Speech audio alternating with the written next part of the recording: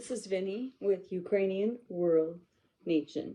If you're wondering what Ukraine has to do with the world, well, a lot. If you look behind me, I have a little collection of books of things that I have in the house right now, but I have a library and a storage shed. Now, this isn't a bragging thing, but we all have certain interests or abilities, and this just happens to be mine. It isn't something that it's actually kind of weird. In fact, I tell people stories and they get tired of it. Shut up, because I will give them facts that challenges what regular history has told them. One of the things that I like to give the most credibility to is those first-hand accounts. Like, for example, I have a book about the French Revolution from someone that saw what was going on there. So that's kind of cool. They have their own perception, but it is a first-hand account. And when I look at it and they're giving me just facts like this is what happened, it's just incredible. And then you can kind of draw your own conclusions from what events occur. I also have a different way of thinking sometimes. Let's just say that the autistic force runs very strong in my family, which I don't necessarily think is a bad thing, but it requires some understanding in some ways. So I think that is beneficial. So I'm pretty good at analytics.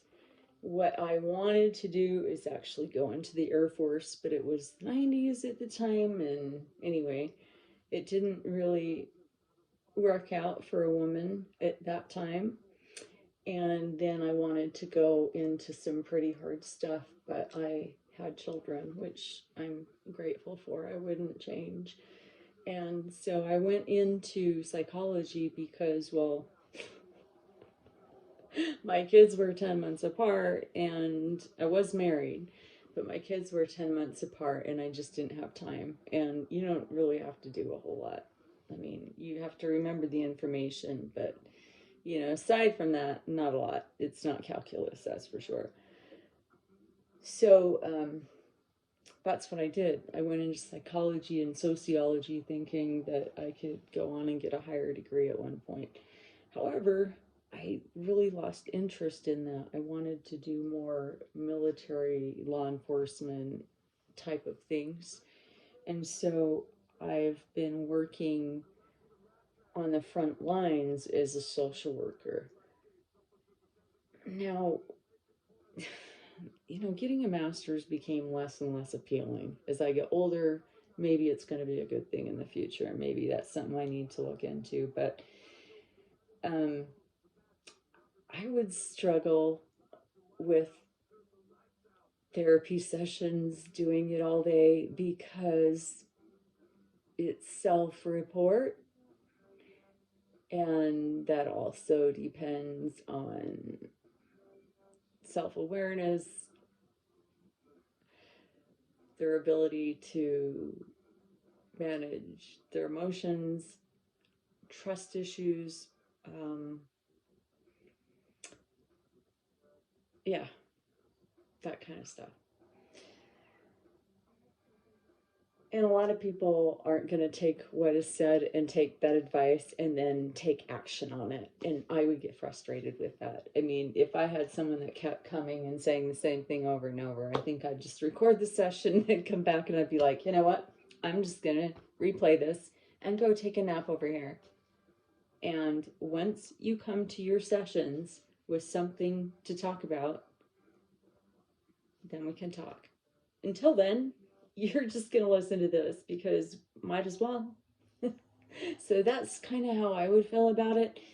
With social work and being on the front lines, you see some really, well, I don't know, it's really intense. It's not, I mean, It is what it is, right? It's, I don't know. It is what it is. Anyway, it's given me a lot of compassion for people. I've worked with, I can't even tell you how diverse. I mean, I worked with a family that I advocated for them and for their kids because at the time it was about removing their children. Okay, that's kind of where we're at. And they were refugees from a small village in Africa. And for some reason, I mean, I looked for an interpreter everywhere, but the only interpreter that could be found was the court had found one. And so we'd schedule these hearings, and then I would use that interpreter for hours. Anyway, what I'm saying is that you really have to come to an understanding with people and have an open mind. And I feel that I do. And that is a real skill and it's a real challenge. But I do have an open mind that is going to be helpful for discussions. But I do want to interview people that are going through things personally. My family have personal experience with both World War One and World War Two, and my family they really valued keeping journals and doing a life history for their posterity, which is really cool. And I've also had the honor of having to interview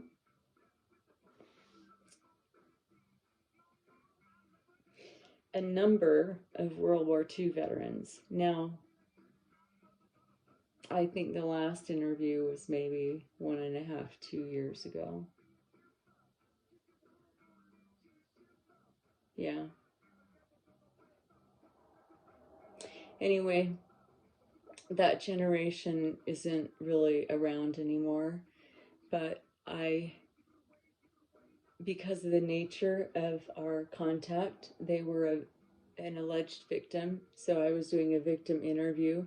And because of the nature of that, I was asking very difficult personal questions. There kind of isn't a boundary there. It's just about gathering information. So, it is confidential and it's just to gather information and find out, what happened. It's not a thing. But when I would find out that they were a veteran, I would say to them, I have this passion for first person history. And so does my daughter.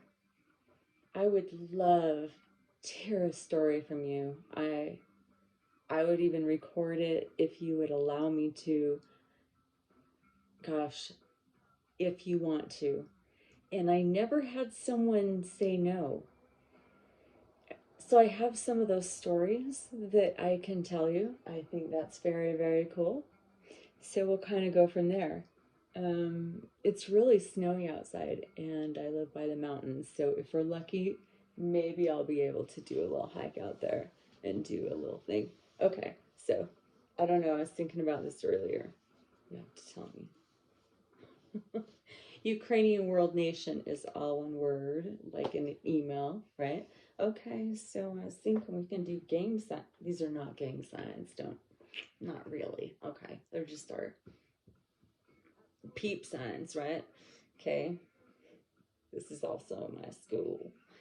Anyway, Ukrainian world, and then I think it goes this way. Nation, does that look like an N to you? Something like that. You guys will have to help me out there, but I can do something kind of cool there. Anyway, I hope you tune in again. Thank you for watching. Oh, I have to tell you, I have a little bit of neurological issues, okay? So if my speech is a little weird or my mouth is droopy, I actually have to get Botox again to stop some of the neurological stuff. So next week, my face is going to be pretty droopy. So That's just a warning. So, no, I haven't had a stroke. Everything is okay. This is normal for me. It's not a big deal. Okay.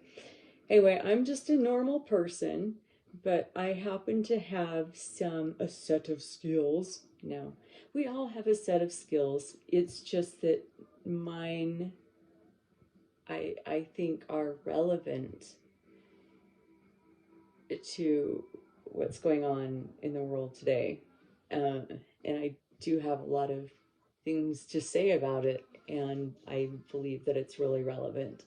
We have some awesome people that are streaming, and they have done amazing, and they have a lot of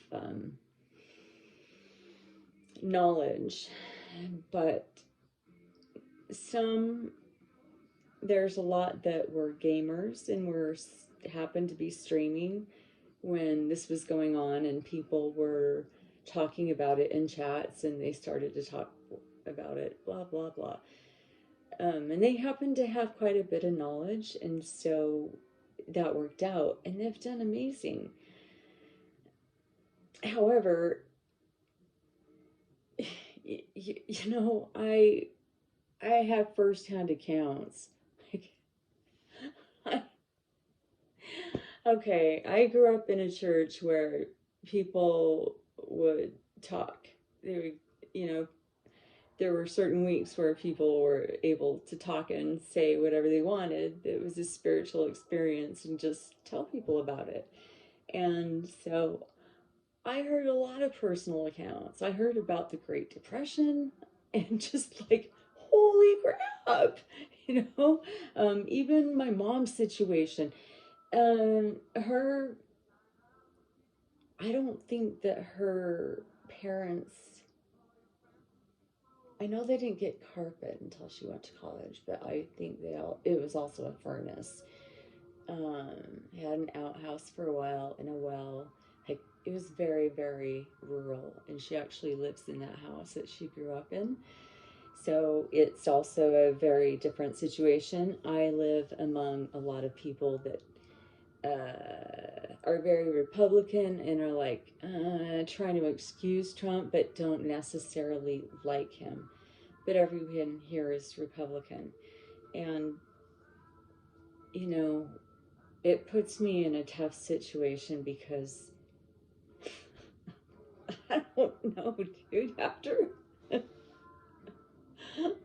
Holy shit, that was an insurrection. Oh my god.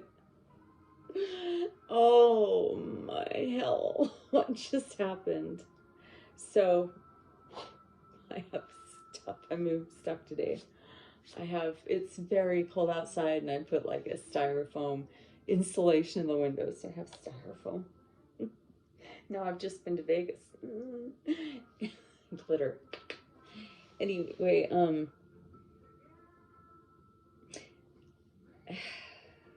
I just think it's a unique position, and I'm interested to hear what other people have to say. I'm interested to hear what my generation of Russians have to say, because they were my age. This is our time. This is when the 90s happened. That was us, you know? And I don't know, I see a lot of older people, I see a lot of younger people, and by younger, I mean maybe 40 and under, or even 45, I don't know. People that grew up playing capture the flag. Okay, not a lot of girls did that, let's be honest. Okay, if you can go to the mountains and play capture the flag, that's awesome. Like, it was great. We played around a lake, we were in the mountains. Holy crap. Yeah, that's kind of the stuff I like to do, and I like road trips, and yeah, survive in the desert. We can do a lot of cool stuff. Anyway, I'd like to interview a couple people personally, a couple that are medics on the front line. I want to talk about some of the shortages that they have, and I don't know. I just want to see realistically what they want. And just as a shout out, Greg Terry does that.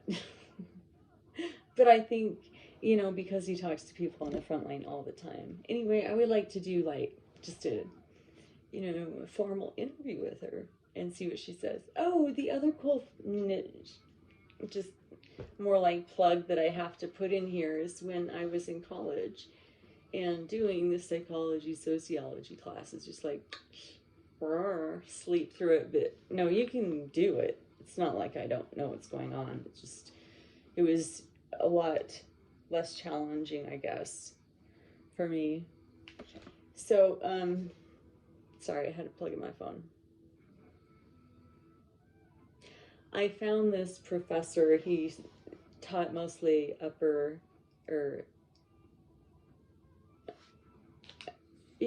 I guess higher education classes.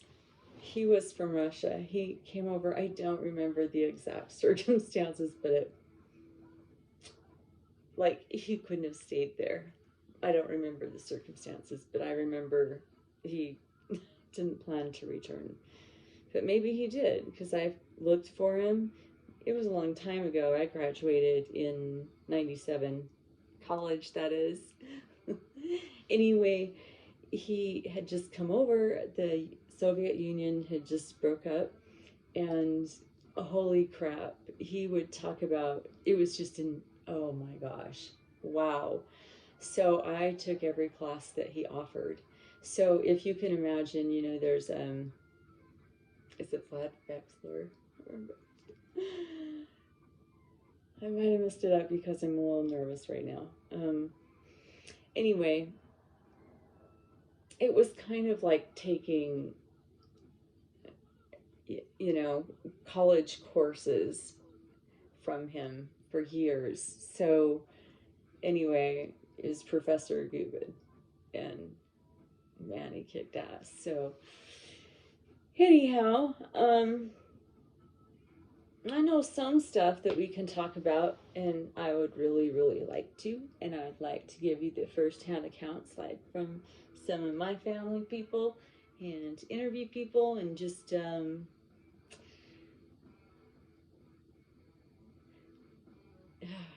crazy stuff. Like, okay, for example, today, this is the weirdest thing, because I do watch the YouTubers, and Archer Rahe, which is like, oh my gosh, shout out, right? He's awesome. He's really awesome. Anyhow, I was watching his stuff, and oh my gosh, I am nervous. It's the G word, Gephardt. Like, they are kicking ass, and they're about 100 years old, and now people are trying to buy them up because they've actually worked really well at shooting down these kamikaze drones. Isn't that interesting? The other thing is that the munitions for that, from what I understand from what Archer was saying, is that there's a little in Norway, and then they're in Switzerland, and they have a lot going on with Russia. They have a lot of money in Switzerland. So they're not too keen on making munitions for these Gephardts. But they're everywhere. And no munitions?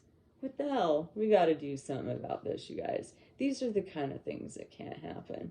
But anyway, just every day you're like, oh, there's always something. So anyway, I'll get back to you. Thank you for watching. I hope that you'll like it and subscribe, because just help me out for a little bit. And we'll just see. I'm not really interested in a profit. I'm interested in education, and I'm interested in gaining more knowledge. So anyway, that's my motivation. And thank you so much. You have a great night. Bye-bye.